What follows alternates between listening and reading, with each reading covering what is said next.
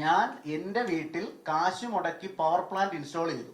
ഈ power plant install ചെയ്ത് ഞാൻ ഉൽപ്പാദിപ്പിച്ച് എക്സ്പോർട്ട് ചെയ്യുന്ന ഓരോ യൂണിറ്റിനും ₹1 വെച്ച് KECBക്ക് കൊടുക്കണോ അത്രേ?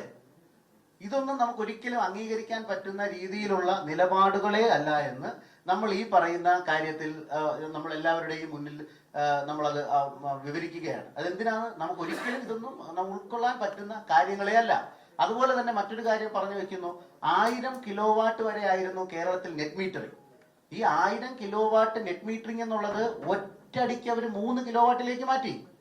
1000 കിലോവാട്ട് നെറ്റ് മീറ്ററിംഗ് ഉള്ളത് ഒറ്റയടിക്ക് 3 കിലോവാട്ടിലേക്ക് മാറ്റുന്നു എന്ന് പറയുന്നത് ഏറ്റവും അത് നമ്മളോട് കാണിക്കുന്നു, അല്ലെങ്കിൽ സാധാരണ മനുഷ്യന്റെ ജീവിതം ഉയർച്ചയിലേക്ക് വരണ്ട, അവനെന്നും അവന്റെ നിലപാടുകളിൽ അവന്റെ രീതികളിൽ തന്നെ ജീവിച്ചു പോയാൽ മതി എന്നുള്ള ഒരു തിട്ടൂരമാണ് ഈ പറയുന്ന സാധനത്തിൽ എഴുതി പിടിപ്പിച്ചു വെച്ചേക്കുന്നത്.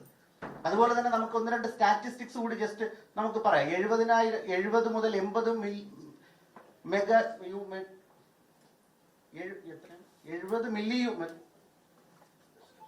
ദശലക്ഷം യൂണിറ്റുകളാണ്. 70 മില്യൺ യൂണിറ്റ്സ് ആണ് നമുക്ക് ഡെയിലി കൺസപ്ഷൻ വരുന്നത്.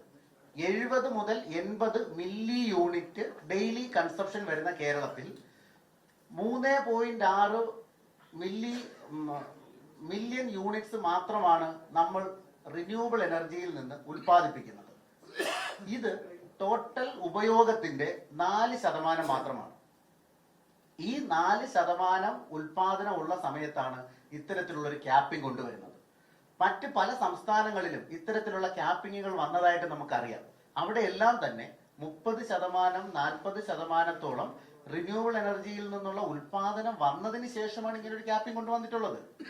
അതുപോലെ തന്നെ കേരളത്തിന്റെ ഒരു പരിസ്ഥിതി അനുസരിച്ച്, അല്ലെങ്കിൽ കേരളത്തിലെ നിലവിലെ സിറ്റുവേഷൻ അനുസരിച്ച് 1.5% ആൾക്കാർ മാത്രമാണ് കേരളത്തിലെ കൺസ്യൂമേഴ്സിൽ പ്രൊസ്യൂമർ ആയിട്ടുള്ളത്.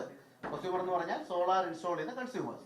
ഈ 1.5% എന്ന് പറയുന്നത് മിനിമം ഒരു 10% ആകുന്നത് വരെ ഇത്തരത്തിൽ ഒരു ക്യാപ്പിംഗ് കൊണ്ടുവന്നു കഴിഞ്ഞാൽ സാധാരണ മനുഷ്യന്മാർക്ക് ആർക്കും തന്നെ ഈ പറയുന്ന സോളാർ ഉപഭോക്താക്കളായി മാറാൻ കഴിയില്ല എന്നുള്ളതാണ് റെഗുലേറ്ററി കമ്മീഷൻ പറഞ്ഞു വെക്കുന്നത്.